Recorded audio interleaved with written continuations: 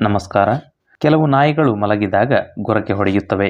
ಈ ಬಗೆಯ ಗೊರಕೆಗೆ ಕಾರಣ ಮತ್ತು ಪರಿಹಾರಗಳೇನು ಎಂದು ಈ ವಿಡಿಯೋದಲ್ಲಿ ತಿಳಿಯೋಣ. 1. ಬ್ರಾಕಿಸೆಫಾಲಿಕ್ ಹೆಡ್ ಎಂದರೆ ಪಂಚಿಂಗ್ ಫೇಸ್ ಹೊಂದಿದ ಬುಲ್ಡಾಗ್, ಶಿಜ್ಜು, ಪಗ್ನಂತಹ ತಳಿಗಳು ಕಿರಿದಾದ ವಾಯುಮಾರ್ಗ ಹೊಂದಿದ್ದು ಅವು ಇತರೆ ತಳಿಗಳಿಗಿಂತ ಉಸಿರಾಡಲು ಹೆಚ್ಚು ತ್ರಾಸಪಡಬೇಕಾಗುತ್ತದೆ. ಈ ಥರದ ತಳಿಗಳಲ್ಲಿ ರಾತ್ರಿಯ ವೇಳೆ ಮಲಗಿದಾಗ ಗೊರಕೆಯ ಸಾಧ್ಯತೆ ಹೆಚ್ಚಾಗಿರುತ್ತದೆ. 2. ಪರ್ಫ್ಯೂಮ್ಗಳು, ಪರಾಗಕಣಗಳು, ಧೂಳು ಅಥವಾ ಇತರೆ ಪದಾರ್ಥಗಳಿಂದ ಅಲರ್ಜಿಗೆ ತುತ್ತಾದ ನಾಯಿಗಳಲ್ಲಿ ಗೊರಕೆಯ ಸಂಭವನೀಯತೆ ಇರುತ್ತದೆ.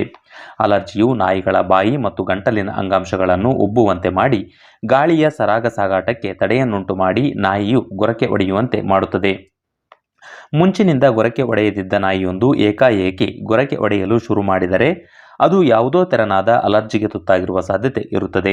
ಅದನ್ನು ಆ ಕೂಡಲೇ ವೈದ್ಯರಿಗೆ ತೋರಿಸುವುದು ಒಳಿತು. 3.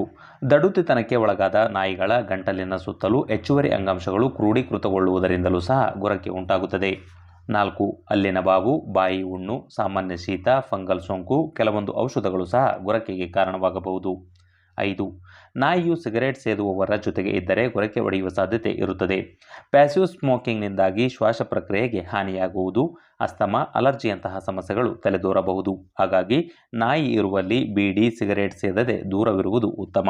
6. ನಾಯಿಯು ಮಲಗುವ ಭಂಗಿ ಸಹ ಗೊರಕೆಯನ್ನು ಉಂಟು ಮಾಡಬಹುದು. ಉದಾಹರಣೆಗೆ, ನಾಯಿಯು ಹೊಟ್ಟೆ ಮೇಲೆ ಮಾಡಿ ಬೆನ್ನಿನ ಮೇಲೆ ಅಂಗಾತ ಮಲಗಿದಾಗ ಅದರ ನಾಲಿಗೆಯು ಗಂಟಲ ಮೇಲೆ ಬೀಳುವುದರಿಂದ ಗಾಳಿಯ ಸರಾಗ ಹರಿಯುವಿಕೆಗೆ ತಡೆ ಉಂಟಾಗಿ ಗೊರಕೆ ಶಬ್ದ ಉಂಟಾಗುತ್ತದೆ. 7. ಗಂಟಲು ಅಥವಾ ಮೂಗಿನಲ್ಲಿ ಏನಾದರೂ ಪರಕೆಯ ವಸ್ತು ಸಿಲುಕಿದಾಗಲೂ ಸಹ ಗೊರಕೆಯ ಸದ್ದು ಕೇಳಿಬರುತ್ತದೆ. ಹಾಗಾದರೆ ಗೊರಕೆಯಿಂದ ಬಾಧಿತವಾದ ನಾಯಿಗಳನ್ನು ಯಾವ ರೀತಿ ನಿರ್ವಹಿಸಬೇಕು ಎಂದು ತಿಳಿಯೋಣ ಬನ್ನಿ. 1. ಕೊಳಕು ಹಾಸಿಗೆಯು ನಾಯಿಯ ಮೂಗು ಮತ್ತು ಶ್ವಾಸನಾಳಕ್ಕೆ ಕಿರಿಕಿರಿ ಉಂಟು ಮಾಡುತ್ತದೆ. ಹಾಗಾಗಿ ನಾಯಿಯ ಮಲಗುವ ಹಾಸಿಗೆಯನ್ನು ಸದಾ ಶುಚಿಯಾಗಿಡಬೇಕು. 2.